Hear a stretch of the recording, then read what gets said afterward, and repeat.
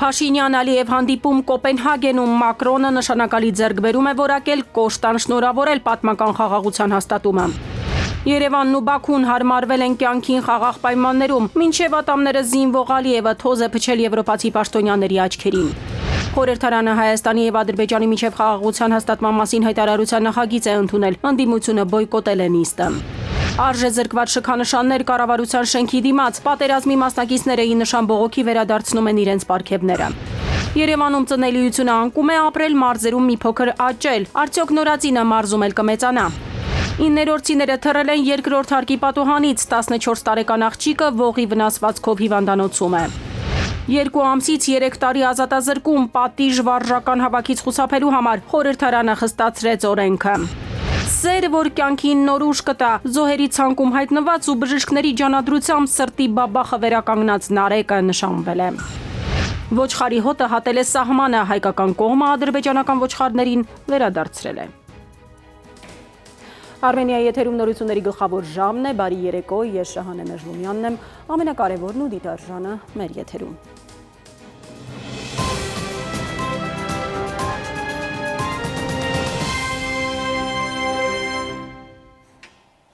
Եվ այսպես Դանիայի մայրաքաղաքում հանդիպել են Փաշինյանն ու Ալիևը, ընդգծել Վաշինգտոնյան պայմանավորվածությունների նշանակալիությունը, ասել պատրաստ են շարունակել աշխատանքը խաղաղության ամրապնդման ուղղությամբ, նաև քննարկել TRIP նախագծի իրականացման թեման։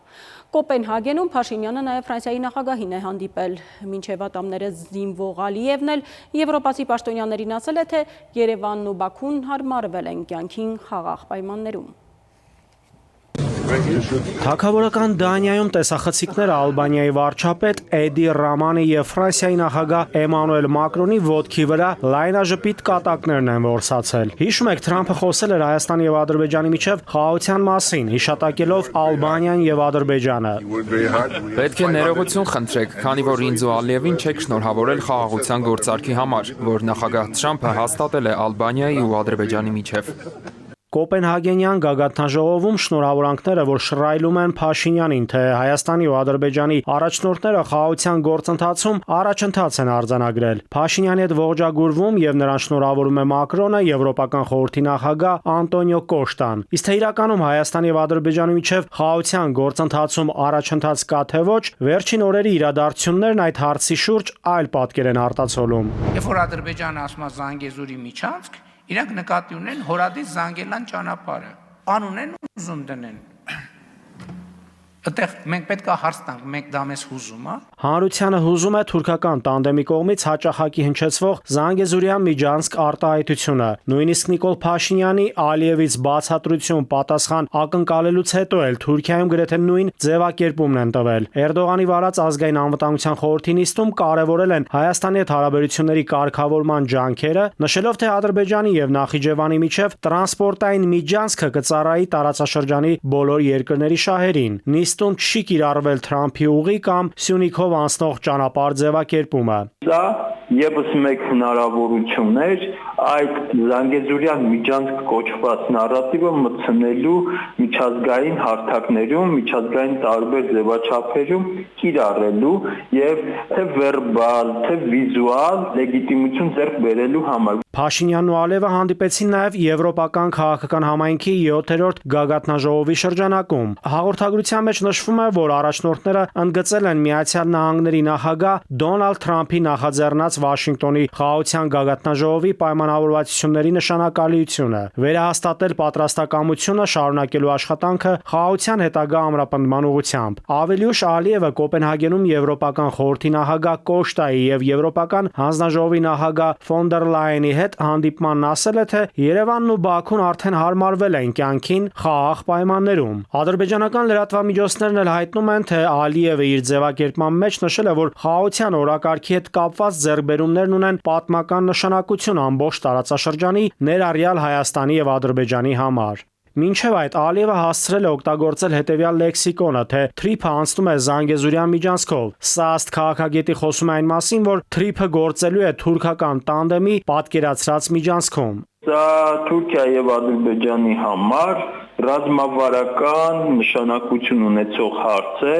պլանավորված ծրագիր է, որը այս պահին փորձ է արվում այսպես նարատիվային պատերազմի միջոցով պայմանական ասենք ներմուծել միջազգային հարաբերություններ։ Քաղաքագետ Պողոսյանը Հյուսիսային Կիպրոսի օրինակն է բերում, որի օկուպացիան միանգամից չի եղել։ Այն սկսվել է Թուրքիայի տևական աշխատանքներից հետո։ Ավելի ուշ Թուրքիան լեգիտիմացրել է ներխուժումը Կիպրոսի տարածք, եւ մասնագետը զուգահեռում է այն, ինչ հիմա Հայաստանի հետ է կատարվում, մասնավորապես Սյունիքի ուղղությամբ։ Նույնը Կիպրոսի դեպքում էր, մինչև կիպրական հյուսիսային հատվածի ամբողջական օկուպացիան։ Նաիրի Մուրադյան, ժամը լրատվական։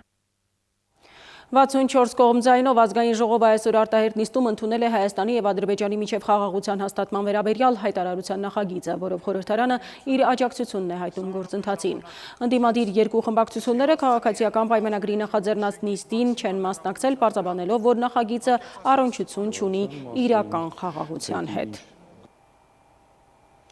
44-օրյա պատերազմի 5-րդ տարին է լրանում, սակայն 215 էջանոց ուսումնասիրությունը, որ կարող է լույս սփռել այն օրերի անցքերի վրա, խորհրդարանի օրակարգ դեռ չի մտել։ Մեկ ամիս առաջ քննիչ հանձնաժողովի զեկույցը դրվել է խորհրդարանի նախագահի սեղանին, բայց լիագումար նիստի օրակարգում չի քննվի, իհարկե ցանկության դեպքում հնարավորություն կա այն ազգային ժողովի դահլիճ բերել, օրինակ փակ լսումների ձևաչափով։ Ինչու 44-օրյա պատերազմի հանգամանքները քննած հանձնաժողովի զեկույցը չի մտել ազգային ժողովի հերթական նիստերի օրակարգ։ Այս հարցը խորհրդարանի դահլիճից դուրս մնալով երկրի գլխավոր քաղաքական շենքում դարձել է օրակարգային, նաև դեռևս հեռակա բանավեճերի պատճառ իշխանական падգամավորների միջև։ Քաղաքացիական պայմանագրից Անդրանիկ Քոչարյանն էր քննիչ հանձնաժողովը ղեկավարում։ Աշխատանքների մեկնարկից շուրջ 3.5 տարի անց նյութերի տրցակն ուղարկել են խորհրդարանի նախագահին։ Ալեն Սիմոնյանն էլ իրավախորհրդատուների օգնությանն է դիմել, հղում են արել ազգային ժողովի կանոնակարգ սահմանադրական օրենքին եւ պնդել, թե հանձնաժողովի լիազորությունները դեռ 1 տարի 7 ամիս առաջ 2023-ի նոյեմբերին ավարտվել են։ 2.5 տարուց ավել է անցել։ Այդ ժամկետը այդ հանձնաժողովի չի տրվում մի բանի։ Հարցը խախտելը չէ, հարցը այն է, որ իրոք գործը այնքան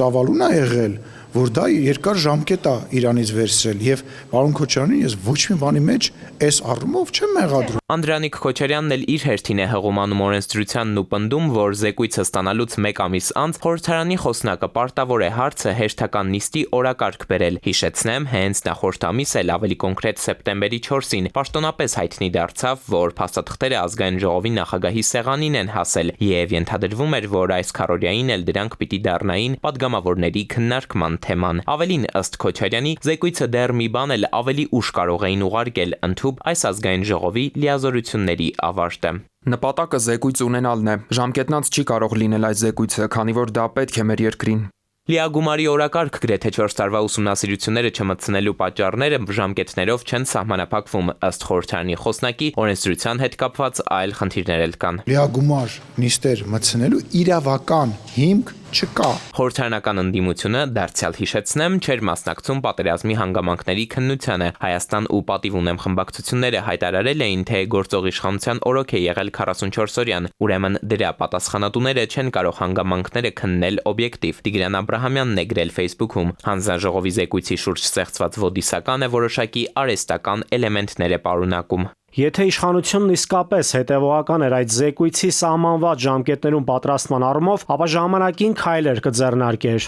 Ինչու պարտվեցինք 44-օրյայում, ինչու Արցախն ընկավ։ Արդյոք այս հարցերի պատասխանները կստանա մեր հասարակությունը, իսկ հազարավոր քրգործեր հաջորդելու են այս զեկույցին, ինչպես հենց ինքը հանձնաժողովի նախագահ Անդրանիկ Քոչարյանն էր խոստանում։ Իրավական ջրերը դեռ պետք է պարզվեն, մինչև այդ խորհրդարանն այս նիստերը հասցրեց եզրագծին։ Էդուարդ Պողոսյան, ժամը լրատվական։ Պարգևներ սխրանքների համար, որոնք այժմ արժեզրկվում են, կառավարության առջև այսօր հավաքվել են պատերազմի մասնակիցները, որոնք տարբեր ժամանակներում մեդալներով են պարգևատրվել հայրենիքի մատուցած ծառայությունների եւ իրենց հերոսությունների համար։ Ի նշան բողոքի այսօր եկել են վերադարձնելու իրենց շքանշանները, ասում են, իշխանությունը զրոյացնում է իրենց պայքարը, սխալմունք համարում իրենց հերոսական անցյալը։ Կառավարության շենքի դիմաց հավաքվել են պատերազմի մասնակիցներ, ովքեր սիմվոլիկ քայլերով փորձում են արտահայտել իրենց դժգոհությունը։ Նրանց ձեռքին տարբեր մարտական գործողությունների համար ստացած պետական պարգևներ են, որոնք ըստ նրանց կորցրել են իմաստը։ Պատերազմի մասնակիցները ի նշան քաղաքական գործընթացներին իրենց վերաբերմունքի հետ վերադարձրին պետական շքանշանները։ Այս կառավարությունը փորձում է խմբագրել մեր պատմությունը, փորձում է զրոյացնել այն կյանքը, այն դժվարություններն ու պայքարը, որը մենք ունեցել ենք, որի համար արյուն ենք տվել, իր սխալները արդարացնելու համար, ասում են պատերազմի մասնակիցները։ Մեզ ասում է, որ մեր վերջին 30 տարվա պայքարը, որի գաղափարով մեր հանրապետությունը հռչակվել է ու որը եղել է մեր պետության գաղափարական հիմքը, կեղծ է եղել, սուտ է եղել եւ գոյություն չունի։ Այսօր հանձնում եմ մինչև այն պահը կարծում եմ երբ արժանի կլինենք, այսինքն կազատագրենք մեր երկիրը։ Արման Պետրոսյանը, որը 2012-ից տարբեր պարգևներ է ստացել սխրանքների համար, հերթով վերադարձրեց դրանք, նշելով, որ իր այս քայլով ընդվզում է ինքնությունը քայքայող համակարգի դեմ։ Պատերազմի մասնակիցներից որևէ մեկը այս որոշումը հեշտությամբ չի ընդունել։ Շքանշանները մեզ համար պարզապես մետաղ չէին, ասում է Արմանն ու հավելում. սա հուզական ծանր գործողություն էր, իրենց արժեքների, իրենց գաղափարների նվիրումի հավատքի համար ստացած պարգևները դնում են գետնին, ոստիկանների ոտքերի առաջ, անձրևի տակ թրջվելու։ Այս գետնին դնելը ձեր ամոթն է, ձեր համակարգի ամոթն է։ Պատերազմի մասնակիցներին առավելապես վրդովվեցրել է այն փաստը, որ սեպտեմբերի 13-ին պատերազմի զոհերի հիշատակը չհարգելով Հրազդանում ֆեստիվալ են կազմակերպել։ Մենք էլ դրա մեջ էլ արժեք չենք գտնում ու հետ ենք վերադարձնում այն ինչի համար մենք պայքարել ենք, մենք մեր սրտում ու հոգում պահում ենք, քանի որ դրա համար մարդիկ են զոհվել, արյուն է թափվել, մեր ընկերների արյունն է թափվել ու մենք այդ արժեքը վերականգնելու համար պայքարելու ենք, սա դրա առաջին քայլն է։ Բողոքողները պարզաբանում են, իրենք չեն կարող կրել պարգևներ, երբ իրենց ազատագրական պայքարը, իրենց անցած ճանապարհը փորձում են վերաշարադրել որպես սխալմունք։ Պետական պարգևները վերադարձնելու այս քայլը բողոք էր ոչ միայն անցյալի արժեզրկման դեմ, այլև հստակ ուղերձ ներկայի ու ապագայի մասին։ Մինչև կառավարությունը չի արձագանքել այս քայլին, պատերազմի մասնակիցները մեկ անգամ եւս շեշտում են, իրական պայքարը միայն ճակատում չի եղել։ Քնարիկ Պետրոսյան, Արմեն Նաթալյան, Զոհրաբ Քարամյան, ժամը լրատվական։ Այժմ այն մասին, թե ինչ եք դիտելու թողարկման երկրորդ հատվածում։ Երևանում ծնելիությունը անկում է ապրել, մարզերում մի փոքր աճել, արդյոք նորածինը մարզում էլ կմեծանա։ 9-րդցիները թռել են երկրորդ հարկի պատուհանից, 14 տարեկան աղջիկը ողի վնասվածքով հիվանդանոցում է։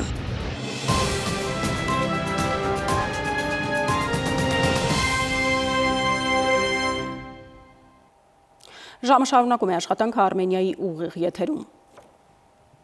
Հիպոթեկային վարկերի տոկոսների վերադարձի համար անհրաժեշտ բյուջեն ընթացիկ տարվա համար ավելացվել է ևս 12.6 միլիարդ դրամով։ Այսօր կառավարությունում գնահատել են ծրագրի արդյունավետությունը։ 2025-ի ընթացքում ծրագրից օգտվողների թիվը ավելացել է 12,000-ով եւ հասել 62,000-ի։ Արդյունքում 2025-ի համար բյուջեով նախատեսված 84 միլիարդից 70-ը արդեն ծախսվել է։ Սա է պատճառը, որ նորակառույց բնակարանների գնման պրոցեսը խթանելու համար գործարկված ծրագրի բյուջեն կառավարությունը հասցրեց գրեթե 100 միլիարդ դրամի։ Լուրջ փոփոխություններ մեր երկրի դեմոգրաֆիական պատկերում, ուրբանիզացիան գյուղաբնակների մայրաքաղաք է բերում, գյուղերը դատարկում։ Վիճակագրական թվերը սակայն այլ բան են փաստում։ Նախորդ 4 տարում մարզերում ծնելիությունը աճել է, Երևանում նվազել։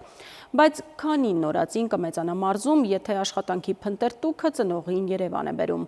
Ժամի անդրադարձը։ Հայաստանի ժողովրդագրական պատկերը հետաքրքիր փոփոխությունների է ենթարկվում։ Դրանց պատճառներն ու միտումները այդքան էլ պարզ չեն։ Վերջերս հրապարակվել էր նախորդ տարիներին Հայաստանի ծնելիության ինդեքսը ըստ մարզերի։ 21-ից 24 թվականների ընթացքում լուրջ շարժ է նկատվել։ 21-ին բոլոր մարզերում բավականին նվազել էր ծնելիության ինդեքսը։ Հաջորդ տարիներին այն բարելավվել է։ Ծնելիության ինդեքսը ցույց է տալիս, թե մեկ կինը քանի երեխա է ունենում, այսինքն այն պետք է լինի գոնե 2, որպեսզի պետության բնակչությունը վերարտադրվի։ 2020 թվականին ծնելիության գումարային գործակիցը Երևանում 2 էր, մարզերում բավականին ցածր էր։ Նախորդ 3 տարիներին, սակայն, Երևանի ծնելիության ինդեքսը խիստ նվազել է եւ հասել 1.18-ի, այսինքն 1 կինը 1.18 երեխա է ունենում Երևանում։ Կոպիտ ասած, մայրաքաղաքի բնակչությունը չի վերարտադրվում։ Կնայեք ձեր շուրջը եւ կզարմանաք ասածից։ Շրջապատում բնականաբար երեխաների պակաս չկա, նախ որովհետեւ նույնիսկ ծնելիության ցածր ինդեքսի պայմաններում մայրացող կանայք Երևանում ուղղակի շատ ավելի են, քան Հայաստանի այլ քաղաքներում։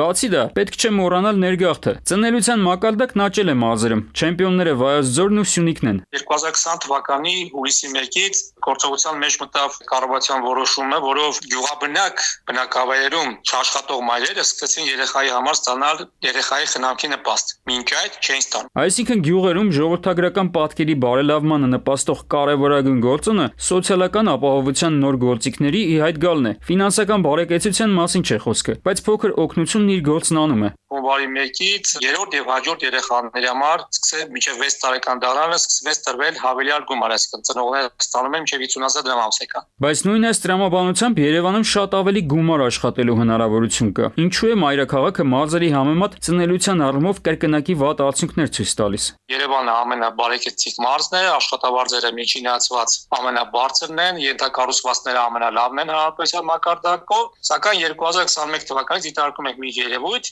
երբ Երևան քաղաքը այսօր հայտնվել է ժողովրդական տեսանկյունից գործընթացների ամենավատ վիճակում, այսինքն Երևան քաղաքը սկսել է զիջել բոլոր մարզերին։ Ընդհանուր առմամբ չափազանց ուրախալի է, որ գոնե մարզերում բնակչության բնական աճի միտումներ կան, շնորհիվ ծնելիության ինդեքսի աճի։ Այստեղ այլ խնդիր կա։ Արդյոք ծնված երեխաները հետագայում կմնան իրենց գյուղերում եւ քաղաքներում։ Արդեն հասունանալով մարդիկ կամ ուսանողական տարիքից կամ դրանից հետո կամ առաջ, եթե աշխատանք չեն գտնում տեղերում, իսկ դա ամենահավանական տարբերակն է Հայաստանի Հանրապետության մարզերում, որոշում են եթե առաջ մարզկենտրոններ պետք է գնային, ապա միանգամից գալիս են Երևան քաղաք։ Այսինքն, քանի դեռ երկրի հավասարաչափ զարգացման լուրջ ծրագրեր չկան, Երևանում ծնելիության նվազման ֆոնին մարզերում ծնելիության աճը շարունակելու է աշխատել ի շահ մայրաքաղաքի։ Սա լավագույն դեպքում։ Այսինքն պետության դերն այն է, որ սոցիալական գործիքների միջոցով մարզերում ավելացած բնակչությունը մնա մարզերում եւ աշխատի ի բարօրություն մարզերի։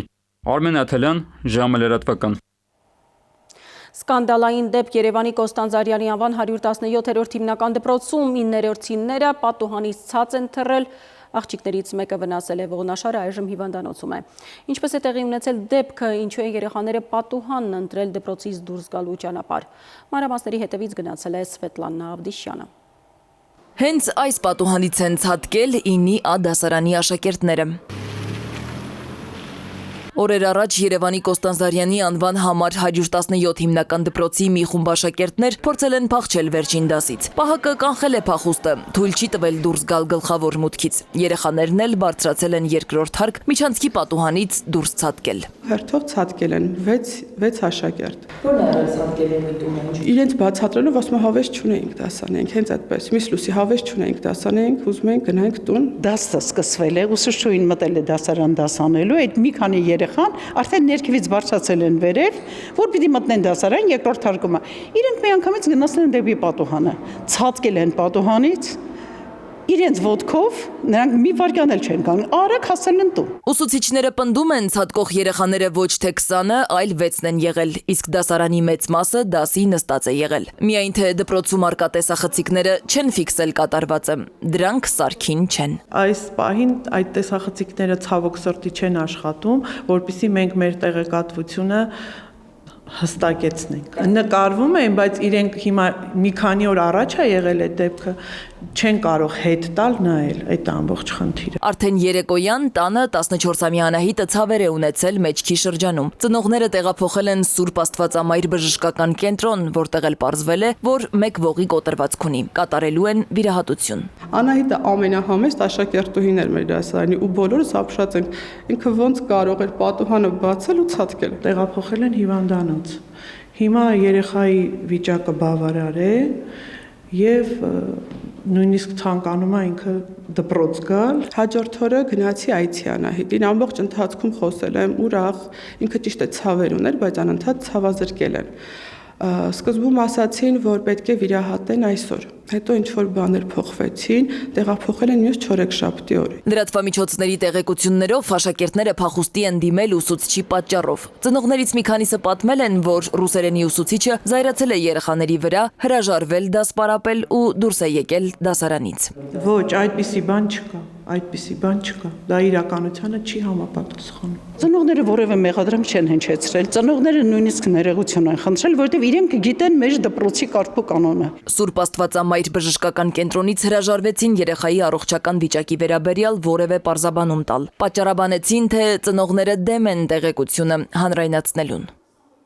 Սվետլանա Ավդիշյան, Վահրամ Ավոյան, ժամը լրատվական։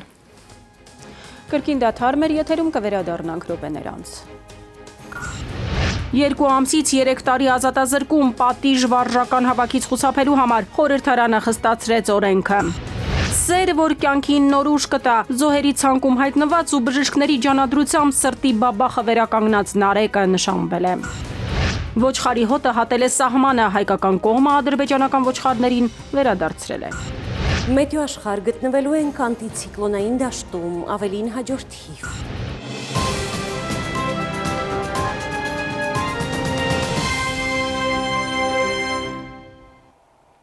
Մենք վերադարձանք, շարունակում ենք թողարկումը։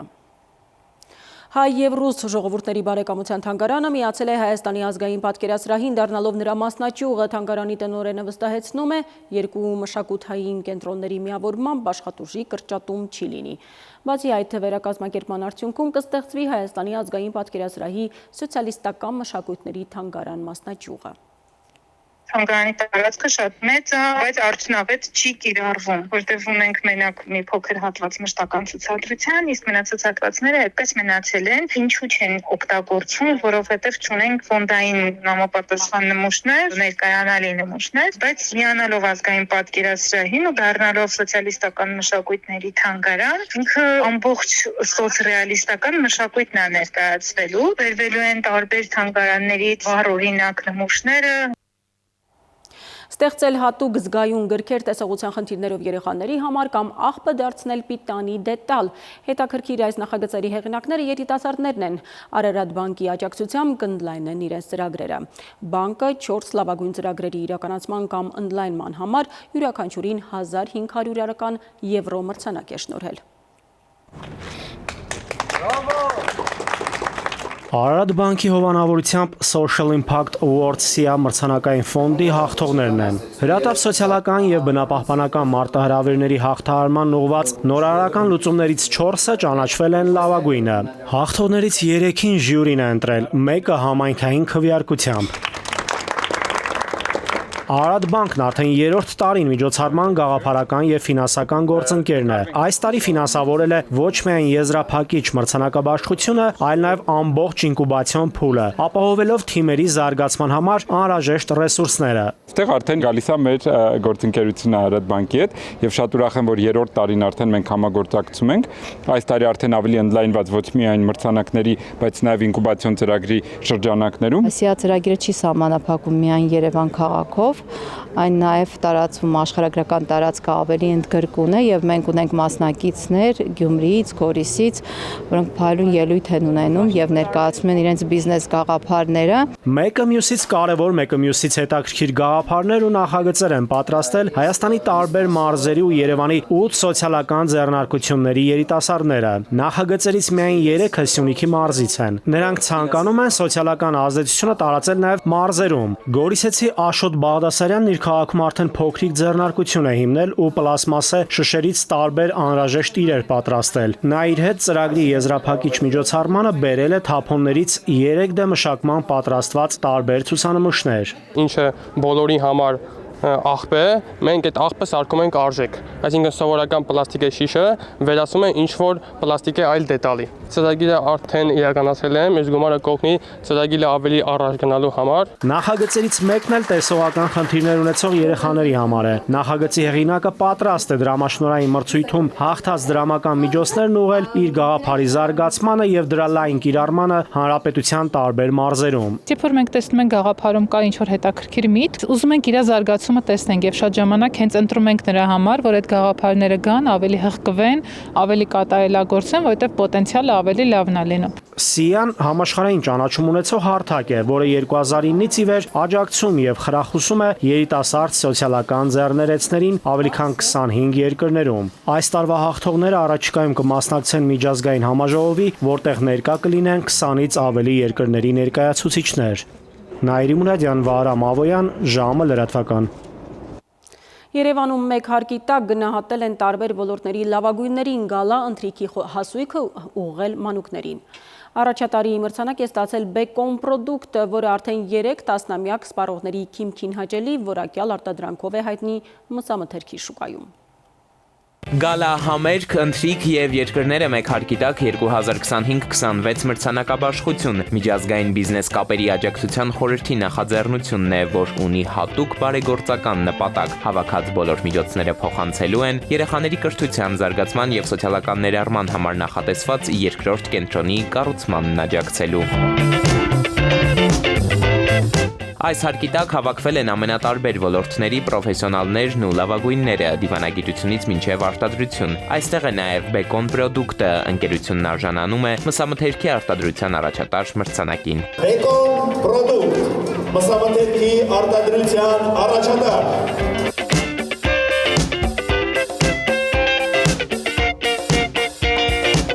Այս մրցանակը մեզ ավելի պարտավորացնում է, որպեսզի հետագա տարիներին մենք ավելի լծվենք գործի մեջ եւ ավելի շատ ներդրումներ անել որակի ստանդարտների, տեխնոլոգիաների մեջ։ Բեկոն պրոդուկտը բացի մսամթերք արտադրելուց նաեւ ստեղծում է հավելյալ արժեք, բերում է նոր մշակույթ Հայաստան, իսպանական, իտալական եւ գերմանական տեխնոլոգիաներով։ Հենց վերջերս Բեկոնը հյուրընկալել էր մսամթերքի ոլորտում մոտ կես դարյա փորձ ունեցող գերմանացի հայտնի ավագ տեխնոլոգին, ով գործարանում պնդեց, այստեղ տեսավ մի բան, որ հաճախ նույնիսկ եվրոպական արտադրամասերում չես տեսնի։ Ավելի քան 30 տարի ընկերությունը զբաղվում է մսամթերքի արտադրությամբ եւ 3 տասնամյակ ընկերությունը մատուցել է իր սպառողին որակյալ, թարմ եւ անվտանգ սնունդ։ Ընկերությունը այժմ աշխատում է միջազգային բարձր տեխնոլոգիայով եւ նաեւ կա մեզ մոտ ներդրված բարձր որակի ստանդարտներ։ Այդ իսկ պատճառով ուզում ենք բացի նրանից, որ գոհացնում ենք հայաստանյան սպառողին, նաեւ ուզում ենք գնալ միջազգային շուկա։ 3 տասնամյակ ճանապարհ անցնելով ընկերությունում այսօր վստահ են, համապատասխանում են միջազգային բոլոր լավագույն ստանդարտներին, արտերկրի արտադրություններին որևէ հարցում չեն զիջում։ Բացի այդ, Սփյուռքի հայրենակիցներին են ուզում մոտ լինել, հայրենիքից հեռու, հայրենիքի համը հիշեցնելով։ Էդուարդ Պողոսյան, Զոհրաբ Քարամյան, ժամը լրատվական։ Պետական դավաճանության համար մեղադրվող արտգործնախարարության երիտասարդ աշխատակցի Աշխեն Առաքելյանի գործով նախաքննությունն ավարտվել է, գործն ուղարկվել է դատարան։ Եվ կեղծ ահազանգ Գյումրիում ժամը 16:30-ի մոտ ոստիկանությունը զանգ է ստացել, թե 15-րդ հիմնական դպրոցում ռումբ է տեղադրված։ Աշակերտներին եւ ուսուցիչներին տարհանել են։ Ոստիկանությունը փնտրում է զանգի հեղինակին։ Օրվա մյուս ուշագրավ լուրերը մեկ տեսաշարով։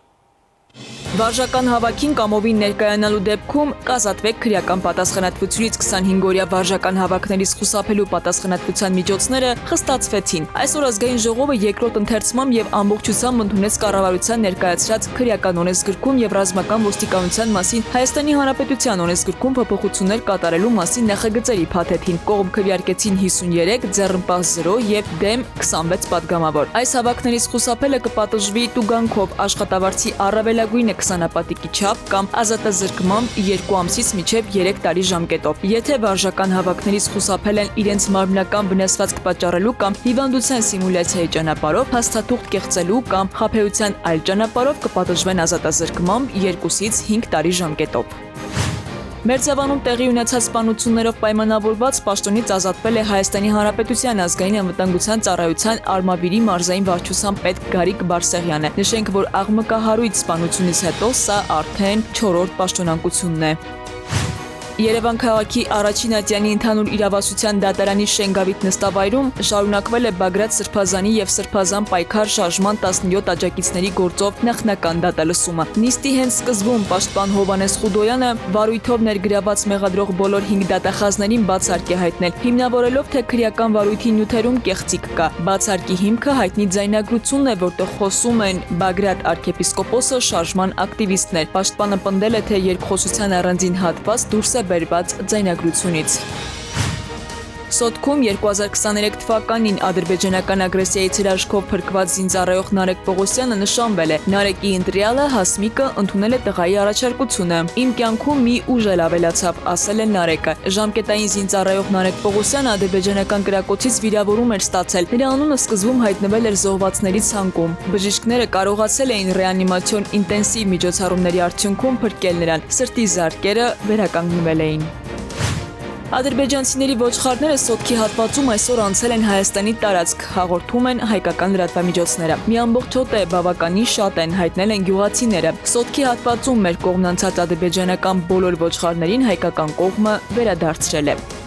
Քնարիկ Պետրոսյան, ժամը լրատվական։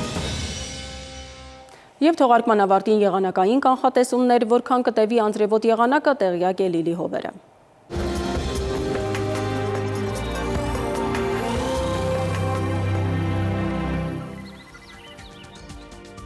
Բարի երեկո, եղանակի տեսության հովանավորն է Ֆերոսի ապրանքանիշը, իր հուսալի անվտանգ գերխնայող գազի կաթսաներով։ Դրանք պաշտոնապես ներկայացված են էքստերիեր խանութ սրահներում, Ֆերոսի եղանակ ստեղծող կաթսաներ, Մետեո աշխարհ նախ Հայաստան։ Մեր երկրի մեծ մասում ուրբաթը կանցնի արևոտ երկնքով, առանց ստեղումների, ջերմաստիճանը կբարձրանա 8-ից 10 նիշ։ Վաղը ցերեկը Շիրակում, Կոտայքում, Գեղարքունիքում, Արագածոտնի և Վայոց ձորի լեռնային գոտիներում կդիտվի 13-ից 16 աստիճան։ Վայոց ձորի և Արագածոտնի նախալեռներում կանխատեսվել է 20-ից 23, Լոռիում 11-ից 15, Տավուշում 13-ից 16 աստիճան, Արարատում, Արմավիրում կդիտվի 20-ից 23 աստիճան, Սյունիքի հովտային գոտիներում կանխատեսվել է 18-ից 22, Սյունիքի նախալեռներում 13-ից 16 աստիճան։ Երևանում օրը կանցնի առանց ստեղումների, այս գիշեր սպասվում է 9-ից 11, ցերեկը 20-ից 22, երեկոյան 16-ից 18 աստիճան։